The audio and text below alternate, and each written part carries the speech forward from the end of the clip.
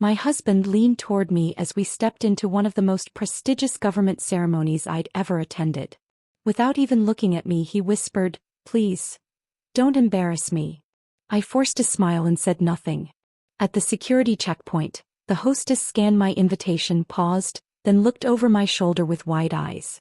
Before I could ask what was wrong, a four-star admiral walked across the room, smiled warmly, and said loud enough for everyone nearby to hear, "Colonel Carter, we've been waiting for you." The color drained from my husband's face. In that moment, everything changed. My name is Rebecca Carter and I'm 39 years old. If you'd asked my husband who I was on the morning of that ceremony, he probably would have answered, "She's my wife." Nothing more. That wasn't because I had hidden my life from him. It was because, somewhere along the way, he stopped asking about it. I had spent nearly 2 decades serving in the United States Army. My career had taken me across different bases into leadership roles I never imagined I'd hold, and through experiences that changed the way I saw the world. When I finally retired, I didn't bring home medals to display or stories to impress people. I believed service wasn't something you advertised. You simply did your job and moved forward. My husband, Ethan, worked in corporate finance. He was intelligent, ambitious, and loved networking events where everyone compared job titles and business cards. Over the years, I noticed he became more comfortable talking about promotions than asking about my work. Whenever I mentioned a training exercise or leadership conference, he'd smile politely before changing the subject. Eventually, I stopped trying. When invitations arrived for official ceremonies or military reunions, he assumed I was attending because spouses were allowed to come. He never asked why my name was printed first. The morning of the White House ceremony, I adjusted the collar of my navy suit while Ethan admired his reflection in the hotel mirror. "You ready?" he asked. I smiled. "As ready as I'll ever be." I didn't know the day would reveal something far more important than my military career. It would reveal how little the man I loved actually knew about me. The drive to the White House was unusually quiet. Ethan spent most of it rehearsing the names of executives he hoped to meet after the ceremony.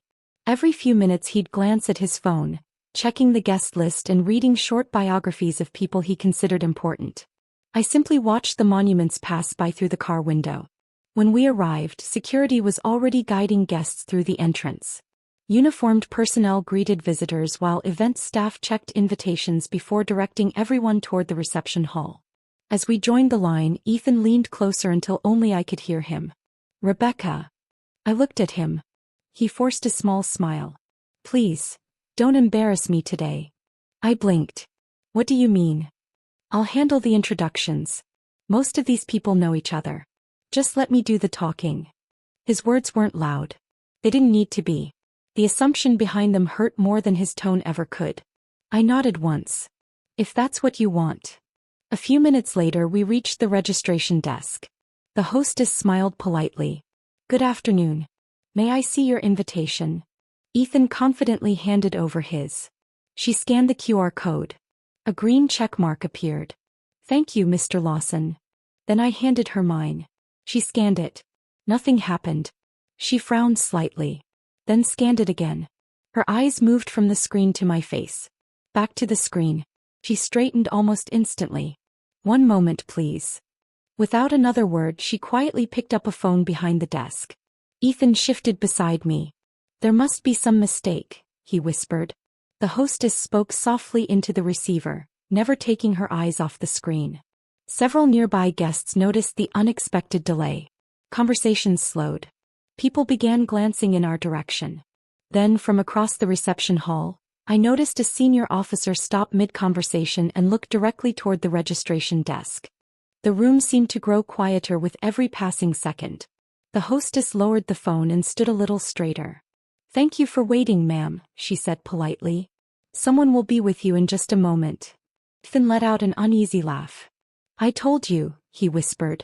"There's probably a problem with the invitation." Before I could answer, I heard measured footsteps approaching across the marble floor. An older gentleman in a perfectly pressed dress uniform walked toward us with calm confidence. 4 silver stars rested on his shoulders. Every conversation nearby seemed to stop. Several officers standing along the entrance immediately came to attention. The Admiral smiled the moment our eyes met. "Colonel Carter," he said warmly, extending his hand. It's wonderful to see you again. I returned the handshake with a smile. It's good to see you too, sir. I was beginning to wonder whether traffic had gotten the better of you. I laughed softly. It nearly did.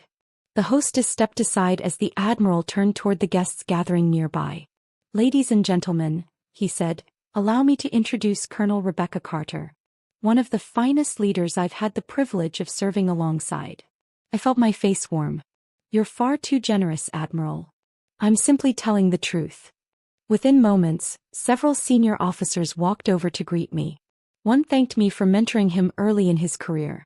Another asked how retirement had been treating me. A third introduced his wife, saying she'd heard wonderful things about me for years. I noticed Ethan standing silently beside me. His confident smile had disappeared. He looked from one officer to another as if trying to solve a puzzle no longer made sense. For the first time since we'd arrived, he wasn't thinking about making introductions. He was realizing I didn't need one. And somehow, everyone in the room already knew exactly who I was. As the Admiral introduced me to one distinguished guest after another, I caught Ethan watching quietly from my side. He wasn't interrupting anymore. He wasn't trying to lead the conversations. He was simply listening. For the first time in years. Standing there, I found myself thinking back over the path that had brought me to that room. I had joined the Army at 21, just a few months after finishing college. I wasn't chasing medals or recognition. I wanted to serve, to lead, and to prove to myself that I was capable of more than I had ever imagined. The years that followed weren't glamorous. They were filled with long training exercises, early mornings, difficult decisions, and countless moments where putting the team first mattered more than personal comfort. Every promotion came with greater responsibility, not greater importance. The higher I climbed, the more I realized leadership meant helping others succeed. That was the part of my career I loved most. Mentoring younger officers. Watching nervous second lieutenants grow into confident leaders. Helping families through difficult deployments. Making decisions that affected real people, never forgetting the weight those decisions carried. When I came home, though, I left all of that at work. I never believed dinner conversations should revolve around my career. If Ethan asked how my day had gone, I'd answer honestly. Most evenings he didn't ask. Instead, he'd tell me about mergers, quarterly reports, or office politics. I'd listen because those things mattered to him. Somewhere along the way, our conversations became one-sided. Not because I kept secrets. Because silence slowly replaced curiosity. The Admiral gently placed a hand on my shoulder. Colonel Carter has shaped more future leaders than she'll ever admit, he said with a smile. The guests nodded with genuine respect. I glanced at Ethan. His expression wasn't embarrassment anymore. It was quiet reflection. And I wondered if, for the first time, he was seeing the woman he'd married instead of the assumptions he'd made about her. The ceremony ended an hour later, but I barely noticed the speeches. As guests filtered toward the reception hall, Ethan and I stepped onto a quiet balcony overlooking the lawn. Neither of us spoke at first. The silence wasn't uncomfortable. It was thoughtful. Finally, he looked at me. Rebecca. I turned. Why didn't you ever tell me? There wasn't anger in his voice. Only confusion. I smiled sadly. I tried. He frowned. No, you didn't. I did more times than you probably remember. I leaned against the railing. When I came home after leadership courses, I wanted to tell you about the young lieutenant who finally believed in herself. When I returned from assignments, I wanted to tell you about the people I worked with. Every time I started, you usually said something like, "That sounds complicated," then changed the subject to work. His eyes slowly dropped. I honestly don't remember doing that. I know. For a long moment, neither of us said anything. Then the Admiral stepped onto the balcony carrying 2 glasses of sparkling water. I thought you both might need these.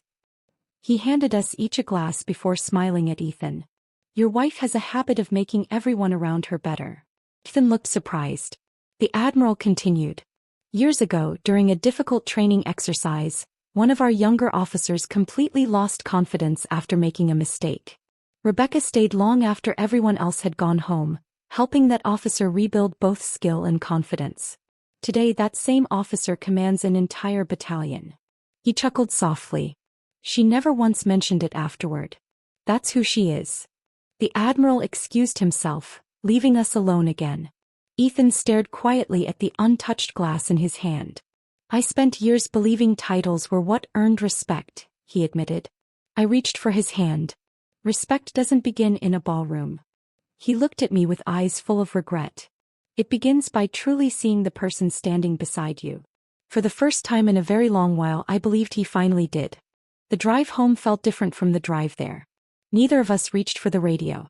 Neither of us tried to fill the silence with small talk. For once, silence wasn't creating distance between us. It was making room for honesty. Halfway home, Ethan spoke. I'm sorry. I looked over.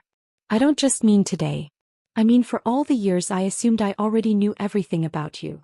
His apology sounded sincere. Not rushed. Not defensive. Just honest. I smiled gently. Ethan, what happened today wasn't really about my military career. He glanced at me. It wasn't. I shook my head. No. If an admiral had never walked across that room, nothing about who I am would have been different. He nodded slowly. I understand that now.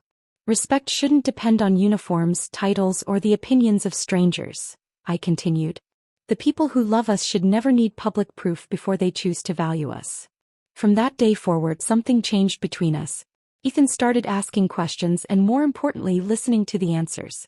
Not because I had once been a colonel, but because he finally understood that every person carries a story. And the greatest act of respect is taking the time to truly hear it. A few weeks later, Ethan and I attended another formal event. This time, before anyone could introduce us, he smiled and said, I'd like you to meet my wife, Rebecca Carter. He paused proudly before adding, she spent nearly 20 years leading and serving others, and I'm still discovering how remarkable she is. His words meant more to me than any applause ever could. Driving home, I thought back to the Admiral calling me Colonel. It was an incredible honor. But it wasn't the moment that stayed with me. The greatest recognition wasn't receiving respect from a room full of strangers. It was finally being seen by the person who should have known me best.